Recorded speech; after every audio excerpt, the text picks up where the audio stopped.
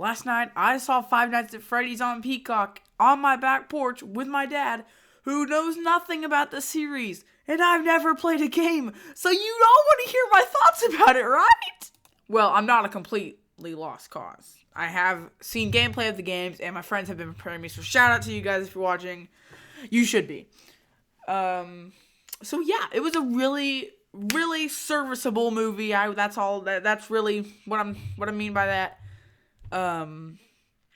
Just a super cool movie. I don't know what to say. I really have to get into spoilers, so this is a spoiler video, and I think if we need to get into more detail, we need to talk about spoilers. So I think now is the time.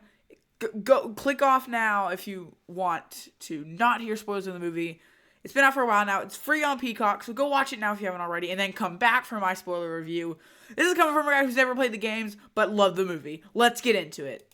Quick wardrobe change real quick, though, because my shirt is green. So let's change in 3, 2, 1. That's better. Much better. And it's cold in here. So now I'm warm. That has nothing to do with the movie. Let's get into it. Obviously, I can't show you clips of the movie. That would be bad and would get me in real trouble because I don't own the rights to Universal Studios, but I still saw the movie. So let's go ahead and talk about it. The movie opens up with a guy, the old security guard for Freddy's Pizzeria. I know that's not the name. Don't yell at me in the comments. He gets put into a Freddy mask with razors, so he gets turned into an animatronic. That's how they turn him into animatronics, I guess. I don't know. I never played the game. So then we cut to the 8-bit opening with Spring Bonnie taking all of the kid. That's how they die. He kills them. At the very end, he looks behind you with the most menacing face an 8-bit character can have. Don't correct me in the comments. If you don't like it, go show me a picture somewhere. I don't know Twitter. But then we get a shot of our main guy, Mike, getting out of bed with his sister Abby. They're just having a day. She likes to draw. He beats up a guy in a mall. He gets in trouble. He gets fired. His sister's having trouble at school fitting in. It's all a big deal. We got big deals here in this movie. So, but then this guy named Steve Raglan, I'll reveal his name at the end. You know his name, but his name corresponds to something. It's really cool. I saw it in a short. I forgot what I was saying because I was whispering his name into the mic. He hires Mike to be the new security guard for Freddy's. And this guy takes a job because he needs it to protect his sister, because their aunt wants to take her away because she's a meanie. Let's talk about his dream sequence. He has a dream every night, every single night. Can we talk about his dream real quick? His dream consists of something that happened in his real life. His family is camping. He has to watch his brother. His brother gets kidnapped right in front of him. Doesn't do anything about it. He doesn't know who does it. He just kind of drives away. His brother's name is Garrett. We have to write all these names down because I'm going to get one wrong. So he has to dream every night. Can we talk about, what? Would you want to have that dream every night? He takes pills so he can keep having that dream. I would not want to relive that memory. I would want to know who did it, but I don't think I would want to relive it, every day. So, there you go. So, let's just skip to the actual pizzeria. He gets in there. He gets one scare by Balloon Boy. And can I just say, Balloon Boy is funny as heck. You know why it's funny? You know why it's funny? It's because they don't milk him. Don't take that out of context. They use them 3 times in the movie. 2 before the movie ends. They do it once in the beginning, once in the middle, and a post-credit scene. Or mid-credit scene, I guess. It's funny because they have different reactions each time. Because he just shows up out of nowhere. He's not a character in the movie. He's just a little scared to get the audience oh, alright, gotta be prepared for next time. It's fun. It's funny because he doesn't show up as much as the other two. And the other animatronics don't show up as much either. But let's keep going with the story, and we'll talk about the flaws in a second. So we don't really get to meet the gang yet. We get to see them, but they don't really come alive. They're just kind of sleeping. So then he meets I don't know. I watched the movie last night. I'm forgetting how the order goes, but he meets Officer Vanessa. Oh, don't know how it works, but no one's given me a clear answer. Is the police officer Vanessa the same as Vanessa in Security Breach? No one's given me an answer. I'm pretty mad about that. I need an answer about this one because that's a pretty good theory. Speaking of theories, MatPat got into the movie, but Markiplier got cut. We're not going to talk about that? No, let's just not talk about that. Let's talk about how MatPat got in the Five Nights at Freddy's movie, but Markiplier got cut. I don't understand. Jeez Louise. So, yeah. So, Abby's babysitter, while Mike is at work, is getting paid by the Aunt Jane, to get Mike fired so she can have possession of Abby. So that's cool. That's a cool background story. So they decide to trash Freddy's in the middle of the day so he can get fired because. So we don't really get to see a lot of animatronic action. We do get to see Foxy a little bit, like in the beginning, like the very beginning, and then like one cameo, and then break in. We get to see Chica and Mr. Cupcake.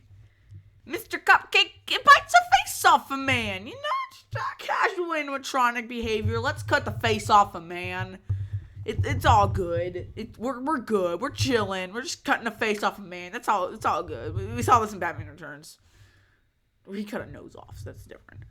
But what else happened? Well, Bonnie being family friendly. I don't want to say the word, but you know, it's a bunch of letters with a plus. It's not real. I just like to say that because it's basically what it is. Bonnie hides in the closet. Kills Carl. I dropped a ball. That was what that was. It wasn't poop. Kills Carl. Carl's a nice guy. Not really, because he wants to trash Freddy's. So Carl's not very nice. Nothing really nice. But I have no idea what Max's sister. Let's call him. Jeff is the one that got the cupcake eaten. Carl got killed by Bonnie in the closet. I don't know Max's brother's name. We'll call him. We'll call him Mario. Okay, so Mario gets to. Don't get confused. I'm just holding this because it's Mario, but Mario's brother is Max's sister because I don't know his name. We'll talk about names not being said in the movie properly later. So Mario gets chased by. Oh, it actually doesn't get chased. He gets locked in the security room, and then Bonnie and Chica and Mr. Cupcake are waiting outside, and then Chica, here's the camera, like, camera over here. My screen.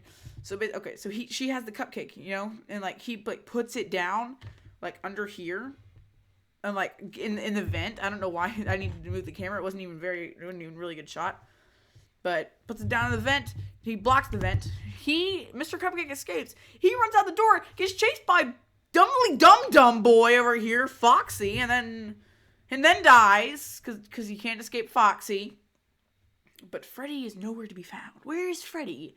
Well, Max finds the boy who is Freddy. No, that's not. That's Golden Freddy. Golden Freddy kills Max by chopping her in half. So that's nice. So then they come back with Abby, because Max is dead. She can't babysit because she's dead.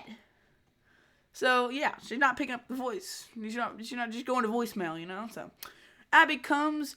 They both fall asleep, and then she wakes up. And then starts screaming. What is happening to Abby? Oh, no! Mike runs into there and starts... Abby! Ah! They're tickling her. You know, it's a horror movie. They're tickling her.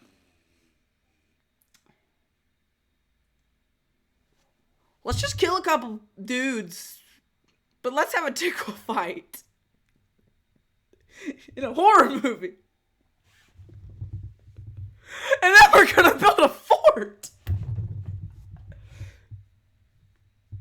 They're killer animatronics. They built a fort in the next scene. Oh, my lord. And then we learned about spring locks. Why is my hair like Superman? There you go. Beautiful. That they can close in if something touches them. So Vanessa touches it with a broom. Boom. And then, Mike suspects there's something up with Vanessa, and then she gets all angry. If you ever bring Vanessa back here again, I will shoot you with a gun!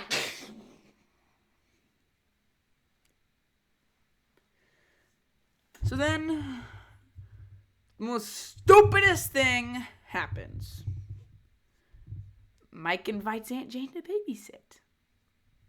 Abby knows Abby knows about the custody. But this big dum-dum over here decides to hire the evil aunt.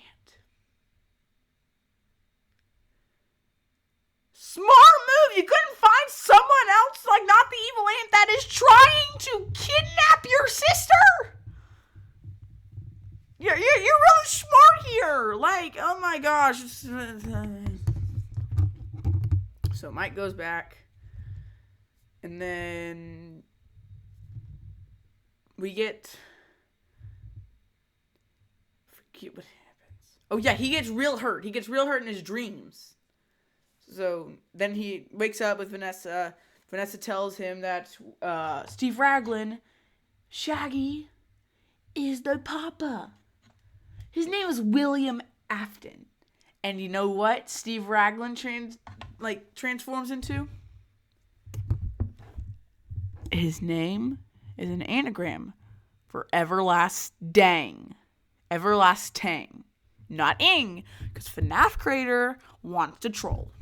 He still has been for 9 years. Dang. So we get Spring Bonnie in. Who's interested? Oh yeah, I forgot. Golden Freddy just kind of shows up out of nowhere for 5 minutes. Then we get Corey X Kenshin, FNAF YouTuber. I think. I've never seen one of his videos. And I think I watch one map video. So, I'm really up to date with this movie, guys. So, there's that. He's in the movie. That's cool. I'm still mad that Markiplier didn't get in, though. I've only seen, one video of his. But, he's the number one FNAF guy, so. So then, Golden Freddy just disappears. And then Spring Bonnie shows up and then kills Vanessa. Doesn't kill, just stabs. And then he's revealed to be the big, mean, Shaggy guy.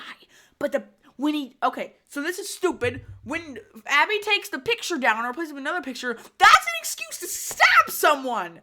Oh, no, they worked really hard on the picture. Let me stab my daughter. I know. I bleeped it out. It's very passionate. But that's crazy. And then the girl basically comes out and says, "You've been a big meanie. They know who you are now. Good luck. Bye-bye." So then the animatronics surround him. Mr. Cupcake activates the spring locks. He gets him in the stomach, and then he just basically, "I always come back. I'm everlasting. Now I've got a helmet on. I'm gonna, in the storage room." Okay. So that's, and then basically how it ends. Miss is awake in a coma. They want to come back, so that's perfect opportunity for a sequel. But then the end credits. Can we just talk about how much of a bop the Living Tombstone is? That was in a horror game, dun dun dun dun dun dun dun dun. Boom, we're waiting that's a jam. It's on my live playlist on Spotify. That's crazy. And then we get to see Corey X Kenshin in the cab. Balloon Boy is back. It is a funny scene. I will not take that back. That is a good running gag that came up 3 times. And if he's not in the sequel, then I might as well not even watch it. I should not be getting this passionate about for a game that I've never played, but I love this movie. There's so many flaws that I just screamed about in 14 minutes and 44 seconds.